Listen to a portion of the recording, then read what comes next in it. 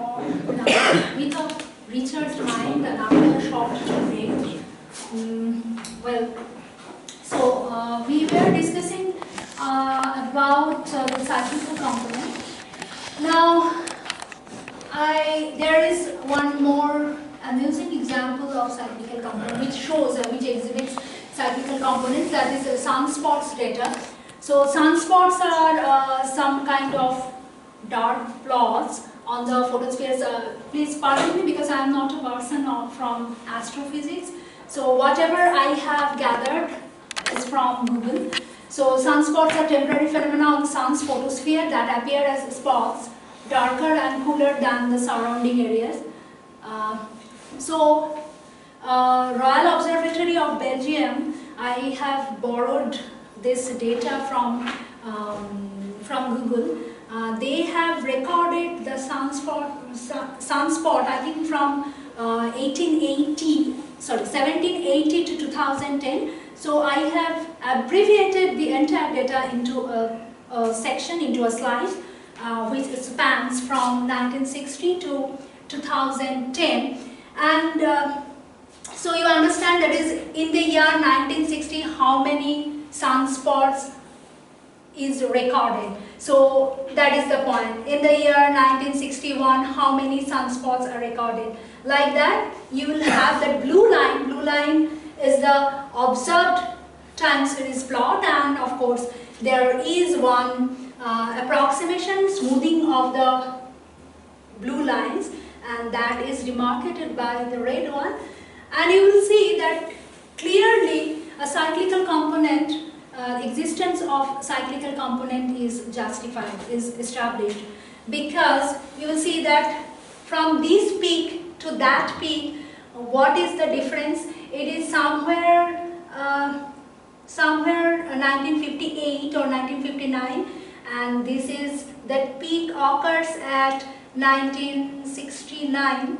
So the span between two peaks, the period of the cycle, the terminology is like that. The period of the cycle spans approximately 11 years, 10 to 11 years.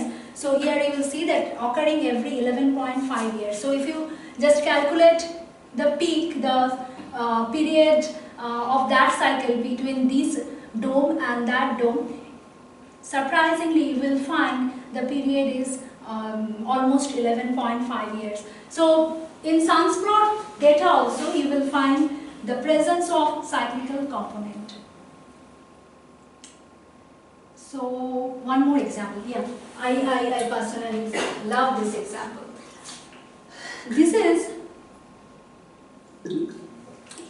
is the picture of global warming. Okay, means the temperature, the average temperature of global average temperature. Now you will see that nowadays we always bark about global warming. That is, oh, the temperature of our earth is getting up. But the thing is not like that, because these are the phases, these are the ages of Precambrian is the initial age of creation of earth. So during Precambrian age, the global temperature happened to be very low. It is 10 degrees Celsius. Of course, you'll have to keep in your mind that is global temperature. I mean to say, by global temperature, I mean to say it is a global average temperature. So again, for that Cambrian age, the global temperature is shooting high. So like that, again it depleting down this, and now we are in the Pleistocene age. Today is the Pleistocene age. So clearly you will see some dome-like creature, but you will have to think that the span between these two peaks is more than million years. Okay, it is not even 100 years, not even 200 years, because we are talking about the temperature change, global average change of the global temperature. So it more than million years. How the data is obtained? Oh, I have taken it from Environmental Today. Because when we are talking about Jurassic age or average temperature of Earth, how? No, I mean they have estimated, probably. I think they have done some ecological modeling, and from that ecological modeling, the temperature modeling can be done. And I am not sure though, because as I told that I borrowed this data right from Environments Today, yeah. So as we see that global temperature is heading towards lower value. So no matter how much we are barking at the global warming, the general trend, the cyclical pattern of the global average temperature suggests that the temperature now is getting down. Okay, so this is one more clear-cut case of the cyclical component where the period of cycle spans more than a million years. And we have already talked about irregular component. Yeah, this is a very fascinating picture to be looked at. Can you see that blue one? Yeah, I think all of you can figure out there is the blue one. The blue one is the observed time series plot, and it is kind of choppy data, means zaggy data. Okay. Now that blue one is gotten approximated by this red one, like red one. Okay, so by the red one pattern, you can think of the seasonality because it is undulating, ups and downs like that. And again, over the seasonal indices of seasonal fluctuation, you can approximate by another longer undulating curve by that green one. This one is your cyclical component, and irregular component or irregular fluctuation is what is unattended by that red one. So your point, your observed point is there, your fitted point is here. So the difference between observed and fitted is your irregular fluctuation. So irregular fluctuations is there. So these are the seasonality. This is the trend. Trend is the mean, as I told you. You just take one dome, jot down all the values, make out the average of all the values. It will give you the mean value. And if you join all the mean values, then you will have a straight line, and that is your trend line. So clearly, here in this picture, trend line is slightly upward. Trend line is changing. But what about seasonality? Is it changing? No. Seasonality, you just look at the red dome shaped picture. Each and everywhere you will see the span remains same. So the seasonality does not change at all. The same seasonal pattern one can experience. And the green one is a cycle. What about the cyclical component? Is it changing? Yeah, I think it is changing a little. This span is almost same with this span, but this span, is it changing?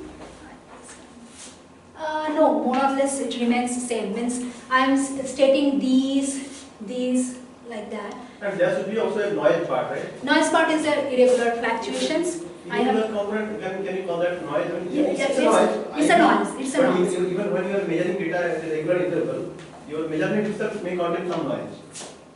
Yes, but that is called that instrumental noise. Yeah, so but we are whenever you are taking the data, you will have to make the assumption that there is no instrumental error part.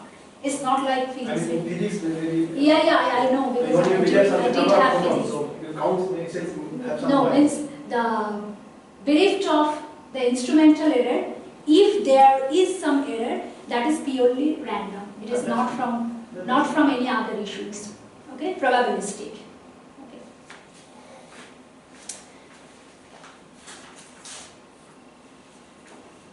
So if you just decompose that time series plot, you will see that the trend is like that, seasonal pattern is that densely zigzag pattern, cyclical pattern is like that, and the irregular component or white noise, in statistics we say it is white noise, is like that. And you understand, since I am saying that irregular pattern is random, so stationarity exists. Okay, the stability of the time series exists in case of irregular pattern because it is purely random. There is no influencer behind irregular patterns. Seasonal pattern, it has some seasonal influencing factor. Trained pattern, it might have some influencing factor, and so does the cyclical component. But for irregular pattern, there is. But the examples that you gave in some previous slide, that is what, say, rise in say wheat or paddy price during World War II. That's the irregular event, right? Yeah. Which one? In some previous slide, you talked about this rise in price, this wheat price or black market. Yeah, black market. So that's I just gave it. That's one single isolated event, right? Yeah. That is not present over in the entire time. No. But the picture that you are showing right now about the irregular that continues the entire interval, right? Yes. Yeah. So then. Yeah, but it is not. I mean, That's not so in that case, you need to have a longer time series data. That's what I'm talking Yeah, about. because it's noise. It's yeah, a noise, random noise. Yeah, it's a random noise. So Random. that's why estimation of random noise is if you have a very smaller time series, then estimation might be faulty because you will see that one outlying observation. So outline is different and the noise is different. Outline is one single event. Means outline in that sense, I am talking in. It's an outlier. Pardon? The example that you gave about the second rise in price commodity. Yeah. That's the outlier event, right? Yeah, but it is an outlier for a small spectrum of time frame. Okay. It's a small, say for 10 years, for 50 years. But if you look at the world history and you are taking 200 years or 400 years, that's price. Even then you cannot have many world wars, right? So you have that thing. You are showing this picture. Irregular part is continuous almost. So Yeah, but whatever the the example I have given, that is, if you really be meticulous, want to be meticulous about finding out irregular components, then that example is, it will give you just one case, but you need to have more than one case or lot more cases like that. So that example, I would like to say you will have to change your example. Means change example means either you will have to give an entire span, 400 or 500 span, so that within that 500 years span you might experience 50 or 30 war-like situation. Yes, Black market war-like I understand, situation. but since you are showing this fluctuation, I understand. If you change the scale, I mean the fluctuation might yes. at different places. Yes. But even then, this is almost like continuous things, right? I mean, it can happen anywhere, everywhere. It's unpredictable. Almost like continuous. I mean, no, it is not continuous. No, it has taken for a large time period and it's a mean value, irregularities. Can I? If you see, irregularity also you are taking because you have somehow computed by some mathematics, okay? So it has also shows that it has a mean value over a large time period. No, it has a mean value means. Otherwise, how do you compute? No, it's mean value is 0. I mean, if you say No, random, mean value is Means over a large time No, period square. mean is something which is, I mean, if you think from the error counterpart, is it positive, negative, positive, negative, that's positive, mean. negative, so mean should be ideally 0. Ideally 0.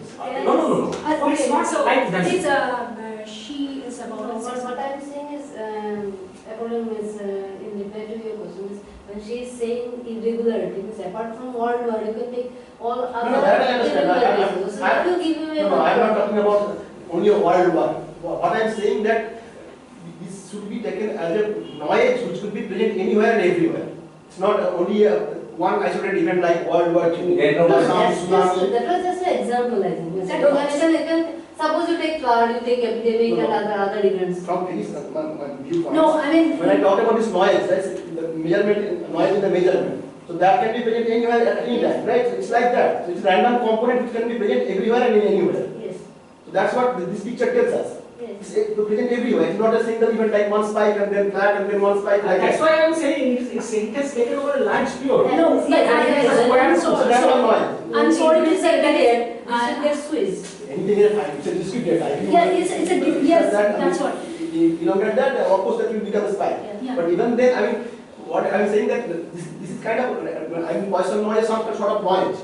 Yeah, noise, white Noise, noise. white noise. White noise means It's a noise. zero. It's not like a one isolated event or two But isolated events or three isolated events. you have that liberty to squeeze or extended your data. You have that liberty because when you are talking about the analysis part of time series, so you cannot talk on 10 or 15 or 20. Like Yes. as I told you, that is you have to have 100 observations. Okay, so and one more thing, I am in agreement with you. That is, there is a slight difference between, in physics, whatever you mean by noise, it's not it's not same in the context of statistics. Means in statistics, irregular components is equivalent as white noise, is equivalent as random shock. Okay, so anything which is randomly occurred, which does not have any influencer, can be tagged as irregularities or noise. Yes. Okay, that's what statistical terminology states. Okay. Yeah, but I think what Vishal is pointing out that any outliers from a series of data, you cannot simply call it to be noise. No, because noise must have an what is to say, that is a pattern. The noise is a random variable, it should have a pattern. Okay, so but just depending on the plot is not sufficient, because sometimes your plot might be misleading. Of course, plot speaks so much of words with respect to a time series data, but there it has some kind of shortcomings. So here you will see, this is a data set from 1992 to 2000, number of hurricanes. Hurricanes hit the east shore of Northern America. So you just keep in mind that this time series spans from 1992 to 2000, and the same time series. Okay, I think I should go for this. Yeah. So you will see that 1993, 1996, this, and I think 1998. Some of the data points are missing. So when you are incorporating 1993, 1996 and 1998, your time series looks like this. So there is clear-cut case of the presence of irregular components, zigzags, okay? But here you will see that almost the line is a trend. Means there is no zigzag pattern. There is one depletion, and again it got shot up, and again it is getting down. So if you lose or if you miss some points, the total pattern of the time series might be changed. So you will have to keep in your mind while drawing a picture, while drawing a plot, that you have to take account of each and every point. And another case, it is also, I think we have already talked about it, that you just change the scale. Here you will see that t is my x-axis and y is my observational value. So the scale here is 8 from 0 to 80. But if you change the scale, your trend line looks like a straight line which is parallel to the time series, which is parallel to the time axis. Okay. So while drawing the picture, you will have a clear-cut idea regarding which type of scale you want to prefer. Okay, it's also very fascinating. This is the original series, T. Of course, these are not collected from the real data. I draw them just for the understanding. But I wanted you to see that how time series plot can be misleading. So this is time series T axis, time axis. This is your observational axis, and originally the line is the trend fitting. These are the points, and surprisingly all the points are standing over the line, and you can say that an upward trend is presenting in that data. But if you take log t in place of the t, and if you just plot y versus log t, then there should be a convex upward curve you will find out. So again, if you take log y and t, so then that will be concave upward. This, I think, yeah, this is convex and this is concave. So you will see that how the curve, the pattern of the curve gets changed as you make some mathematical transformation. This is log t versus log y. So the flatter curve is getting on. So you will have to keep in your mind that how you want to present your data set to your audience before drawing the picture. Okay, so now I am jumping to the mathematical modeling of classical treatment of time series data. So as I told you, the any time series data is consisting of 4 components. One is the trained, means the mean value, TT, CT, ST and IT. Now the simplest expression of time series model is either mathematical or additive model. So you will see that no multiplier, nothing, you just multiplying TT, CT, ST and IT, or you are adding TT, CT, ST and IT. Okay, so these two are the most widely used time series model. And apart from these two, there is a mixed model where you will see that the irregular component is taking as an additive, or you can just make change of those mathematical operators and you will have more and more complicated mixed model. So this is, our main concern will be multiplicative model. TT, whether TT is a complete multiplicative model or additive model, what should be the answer? Individual model, if you think about individual model, TT. What about TT? TT is a multiplicative model. TT is a trained. It's a trained, that's a component. It's a trained component. But so individual model cannot be treated.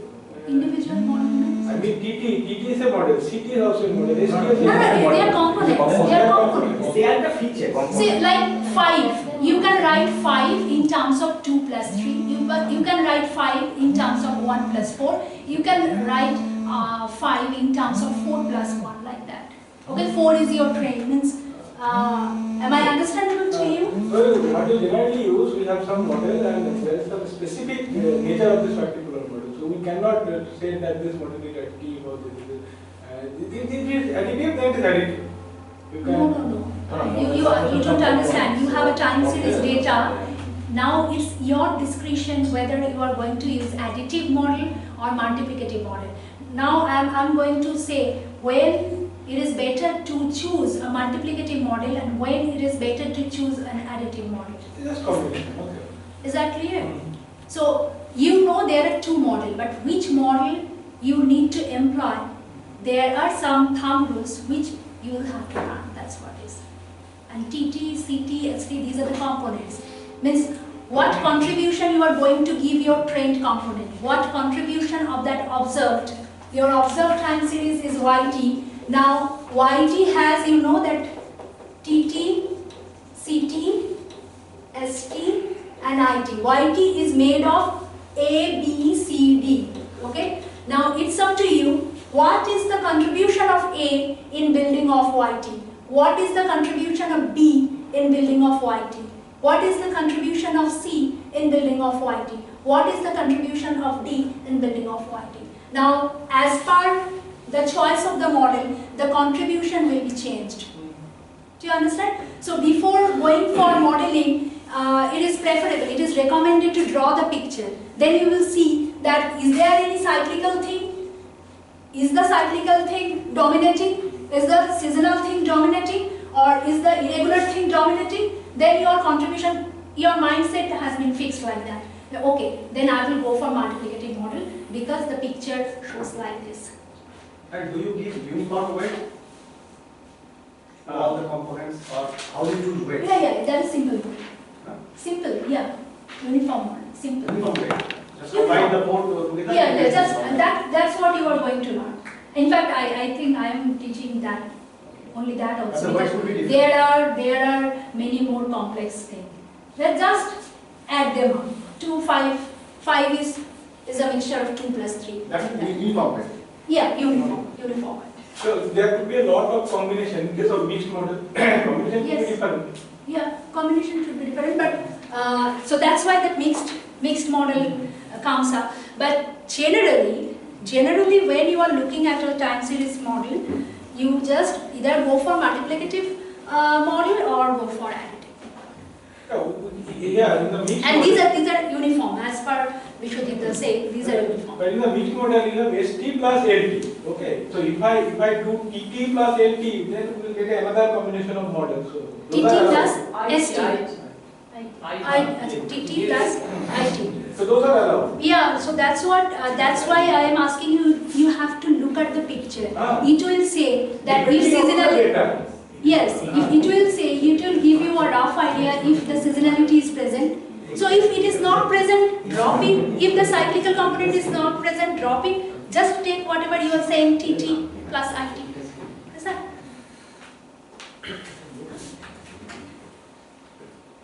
Yeah, additive model, what I am trying to say. Any question?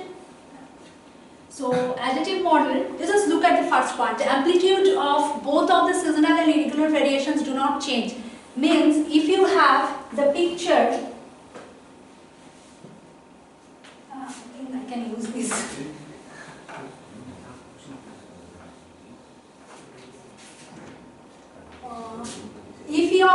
When you are going to use additive model, when you are drawing the picture and you are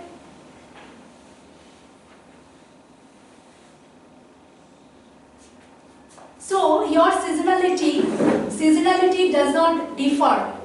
Amplitude of that period does not differ, but your trend is changing. Okay, the trend is changing. So in that case, it is recommended to use additive model. So additive model is valid when seasonal and irregular variation is stable over the entire frame of time series. And one more thing is, in additive model, 3 components has the same unit as the original series. Why? Because you understand that I told you that YT additive, I am taking the simple additive model. So that is TT plus CT plus ST plus IT. So the unit of YT must be same as the unit of CT, must be same as the unit of ST, must be same as unit of TT and IT. Okay? While when your picture is, I think we have already shown it, this picture is like that. That means you will understand that seasonality is, the period of the seasonality is flattening, okay? Is getting flattened over the time. It is not stable over the time frame, then multiplicative model is recommended. So then multiplicative model is amplitude of both of the seasonal and irregular variations increases as the level of the trend rises. So But one more thing, so yeah. what you are saying that one should use this additive model for the stationary series and use multiplicative model for No, the stationary not. Trend might be there. Stationary means the mean value is also same. exactly same. Yeah, but in a trended series, it might not be stationary. Where is the stationarity come into place? Because you talk about definition Yeah, of stationarity. three points you will have to keep in your mind. The mean remains same, Yeah, the right. variance remains same, and the covariability remains same over the time. Okay? Yeah. But if you have a trended model, okay, it is better to. You see, it is not a stationary because there is an upward trend, but the seasonality remains same. Look at that span, the span, and the peak. The span remains same. Span of that jig So jag. no stationarity assumption is required for this, right? No stationarity. No, yes, you will have to make it stationarity. Means first you know that you are going to imply additive model, but next you will have to convert this series into stationarity by differencing. The first order differencing or log transformation. There are a lot more transformation value for making a series stationary.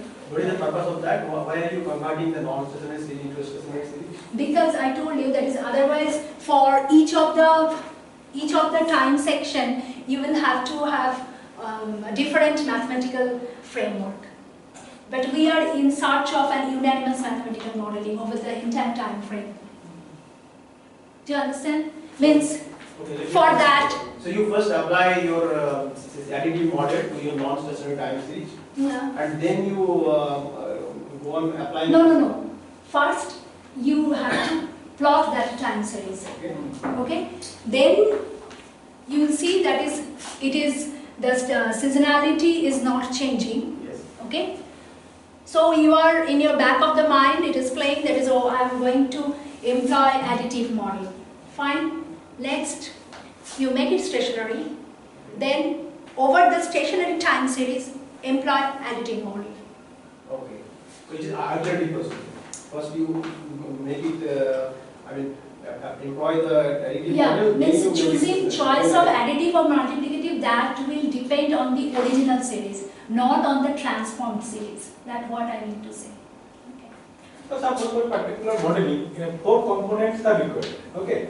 For required means for you means you have a gut feeling that is there are 4 components. So there are 4 components. Yeah. So the contribution of each part will be equal. I mean, the 25. So that's what he has already asked, that this is the simple time series model. So how it is possible? Because it depends on if there is irregularity. No, I mean, probably this part is much it equal. is always better to think from the ideal situation, is it? This is the ideal situation, then you can make it complicated, a bit more complicated, bit more complicated, isn't it? So the ideal situation is each of the component is contributing equally over the observed series. I mean, in real life situation, you will always Yeah, do different ways. it is, in real life situation, seasonality grabs the largest attraction. Seasonality is a very, very potent This is factor. the ideal case. So we are getting same contribution for. Because you are not my MSc student, so I don't have that liberty to teach you that complicated things, that is seasonality. That's what I'm saying, that is most of the time seasonality has a potent factor. So you will have to have e to the power st. So seasonality is grabbing your additional power, largest contribution. So instead of writing this, you will have to write e to the power st or e to the power st. Okay? So that's like that. So that is beyond my capacity, at least within this classroom. So it is better to proceed. Then of course. Yeah, because real problem will come. I am really happy because you can have so many questions. It is good. Then real problem will come. And sorry, one more thing. Because I talked about this when you are talking modeling at this irregular component using as a Poisson distribution, right? So at each and every Yes. value of time, you have a finite value coming from that distribution, right? So it's non-zero. Yeah. Modeling is non-zero. That's what I'm trying to say. It's the noise which can be present everywhere in time. It's not like one single event or 2 single event or 300 single event.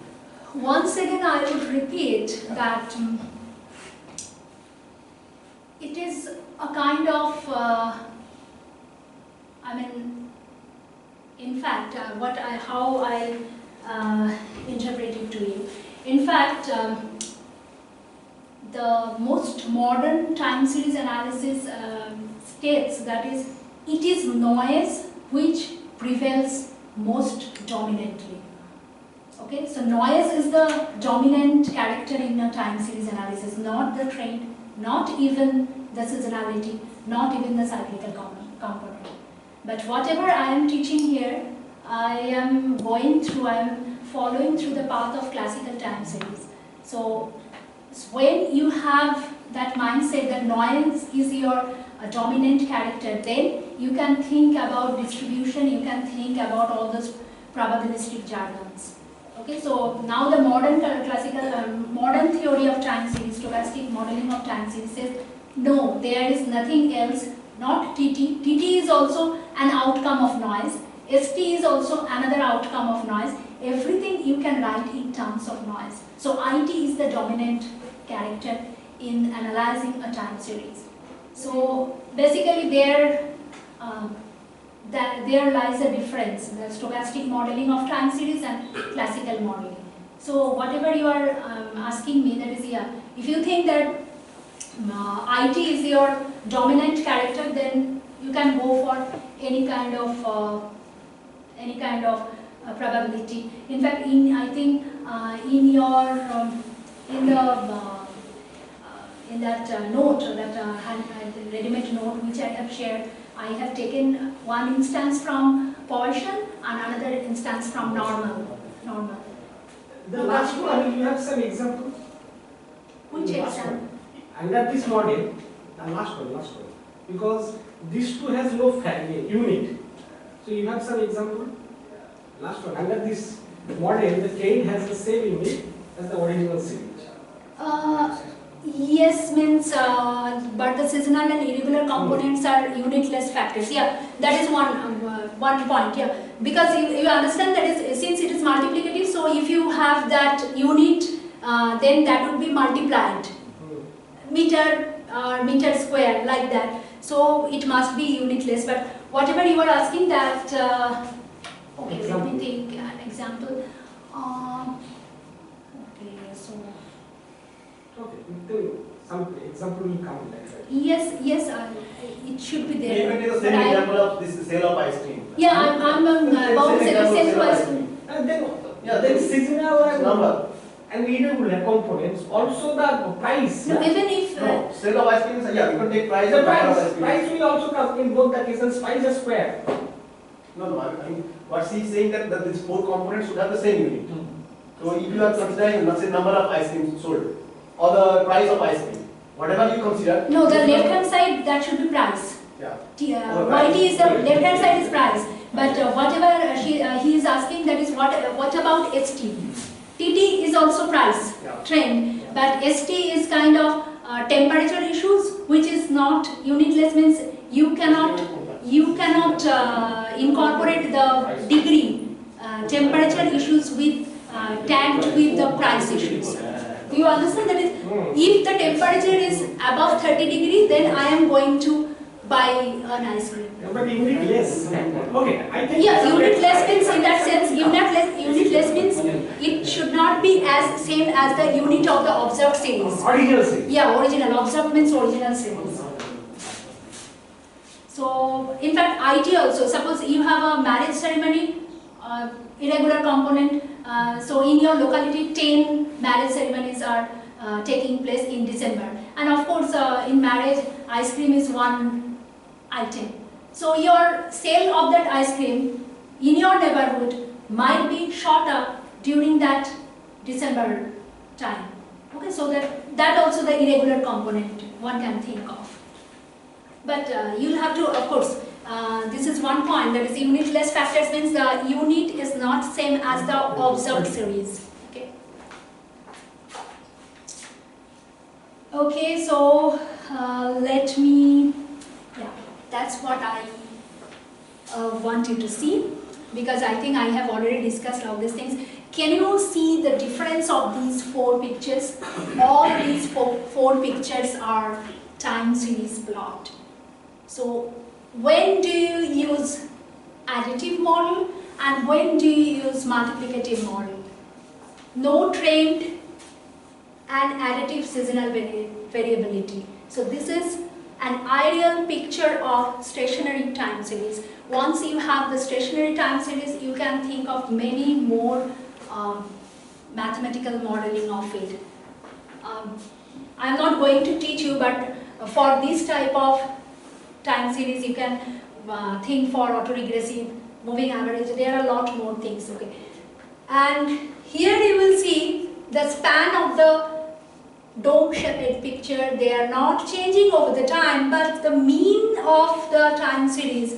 This is your time axis. Once again, a polite reminder, and this is your observational axis. So your mean is getting higher. So your trend is changing, but no change in seasonal variability and of course there is no irregular components because you have seen that it is more or less smooth. These are original data set. No, I'm just not, it is not from real data. I am just giving you a flavor that where you will use additive and where you will use multiplicative. Of course, simple additive and simple multiplicative models. So here additive model will be suitable, and you can see that this is some clear-cut case of presence of seasonality because the spans are getting higher, spans of each domain. This span is this, and there the span is this. So multiplicative seasonal model, and of course the trend is linear here. Trend is linear, but it is for there you can multiplicative model would do good, but you will have to remember in estimation of trend function, because we have talked a lot about the polynomial and all sort of. So here your trend equation can be taken as a straight line, equation of straight line, but while here it is a parabolic trend line. So you will have to keep in your mind that TT might be some format of parabolic expression, and there will be presence of seasonal variability as well. So if you have that time series plot, you can just go for some type of choice of between multiplicative model and additive model. Okay, so this is the estimation of trend. Do you know, I mean, all of you are familiar with moving average method? Okay, then I think I am rushing a bit within that moving average method, because trend estimation is a prominent part in the classical time series analysis. There are two methods. One is moving average method, which is more of practical, and another is little deterministic, that is mathematical curve fitting method. So trend, remember what was your trend? That was TT. So how to estimate that TT? Either by moving average method or by mathematical curve fitting method. Now mathematical curve fitting, all of you are aware of what mathematical curve fitting might be. Just now, I mean, I told you what would be the mathematical curve for this trend. Of course, it is a straight line. So you know that is y is equal to mx plus c, that is the straight equation of the straight line. What will be the mathematical curve fitting for it? So it will be parabolic, so y is equal to, or y square is equal to 4x, like that. But what is moving average? Because earlier moving average was well sought after technology or technique in estimating trend. Okay, it's very easy. I think I am going straight to the practical example, so you can understand. Well, it is a time series data. How many observations are there? 7 observations. And what are the observational values? Observational values are 1, 3, 2, 4, 3, 5, 4, like that. So moving average, what does it mean? It is a sort of rolling average. So if I ask you, calculate average, how do you proceed? 1 plus 3 plus 2 plus dot dot dot plus 4 divided by how many observations? 7. So that is the simple average. But moving average means the average is not constant. It is rolling. It is getting changed over and over. So let's take a 3-point moving average. 3-point moving average means I am bundling out 3 observations and make the mean out of them. So what would be the mean? 1 plus 3 plus 2. 3 2 5 6 6 কে 3 দিয়ে ভাগ করলে কত হয়? 2 হয়। 2টা কোথায় বসবে? যেহেতু এটা central value, what is the central value between 1 3 2 3? So 2 বসবে এখানে। Is that clear? So once again, omit this first observation, drop that first observation, take the next 3 observation, 3 plus 2 plus 4, 3 2 6, sorry 3 2 5, 5 R 4 9, 9 divided by 3, so it comes as 3. So moving average is taking 3 3 3 3 like that. So why 3-point moving average? Why not 2-point? Yes, you have that liberty of choosing 2-point moving average, 4-point moving average. In fact, in R, there are even 100-point moving average existed for a larger time series data. Now, what is the benefit of using moving average technique? The benefit is, do you know the benefit of using average? Why average is so pertinent in the context of statistical analysis? Do you know?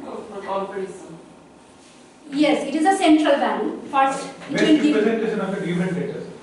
even if you have some kind of irregular things, it will sweep out the irregular things and give your concept towards a centrally located value. So moving average is nothing but it is approximated a slice of data into some centrally located values. And next we are seeing how that centrally located, how that bundle of centrally located values works together.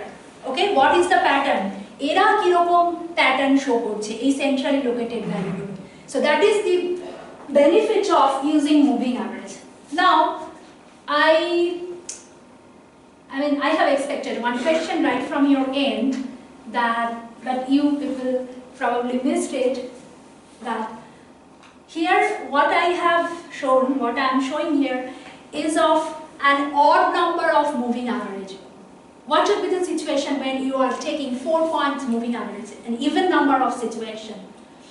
So 4-point moving average means I am asking you to take 4 points, so 1 plus 3 plus 2 plus 4 and divide it by 4. So where to place? Where is its center? Do you understand? 4 means that should be placed somewhere in between 3 and 2. Is that clear? But is there any place? Because this is second observation, this is third observation. So in between second and third observation, have you ever heard 2-point fifth observation, 2-point ninth observation? Never. So for even number of moving average, so if you are talking about even moving average process, then you will have to clear 2 steps. One is the 4-point moving average. Suppose I am talking about the 4-point moving average. Just make some hypothetical space in between second observation and the third one. Because the x-axis is time, right? You can call that a number of first observation, second observation. No, but moving average is something I told you that is of practical. Means you have data set, and on the data set you are not have any kind of knowledge regarding forecasting or your time is span like that. No. So I have two variable time and the signal strength. Yes, yes. So I have several different time values over the strength in nature. Yeah. Now you are going to apply this moving average method over that data. Yeah. So should you label all the times as first observation, second observation, third observation necessarily? Or can I pin that into a different time values and then take the average? It depends on you. Means you can just segregate your data: first observation, second observation, third observation. Sometimes I don't want to do that. I want to say first, second, 2 second, 3 second, 4 second. But you yeah. 2 second means the second. I mean 2 second means your first observation. T equal to 2, T equal to 3. That's the time. Okay. Time. Yeah. The first. So then I can have. So just forget about it. Forget about it. Just talk about the value. But moving average means average you have to place at the centrally located place. Yeah, so what is the centrally located place? Yeah, you 0.5 times centrally located value. Yes. I mean hypothetically it is correct, but since it is coming from the discrete concept, I told you that time is a data. Data means it is a kind of first point, second point. In statistics, data is some sort of particularly in time series data, some discrete concept runs inside the time series data. So first point, second point, third point, because it is in my hand. These points are in my hand. No intermediate points is not your. My question is, since you have a time series, so you are always going to measure whatever you want to measure as a function of time. Yeah. So you have a set of time. Yes. And which can be integer, which can be floating point, right? So I can place, I can set up my value anywhere I like. Whether it's odd or even doesn't matter. Yes, you can do it, but the thing is, if I ask you what is the moving average for 2, means moving average is some sort of estimation as well. No, that you are leveling that particular numbers, right? So I can have a set of. No, so that leveling that I'm talking about, that leveling is being done at the second step. That is, after 4 point, you will have to have that 2 point moving average, so that if I ask you what is the moving average estimate of 2. Since you said that you will always have data at regular, I'm saying this because of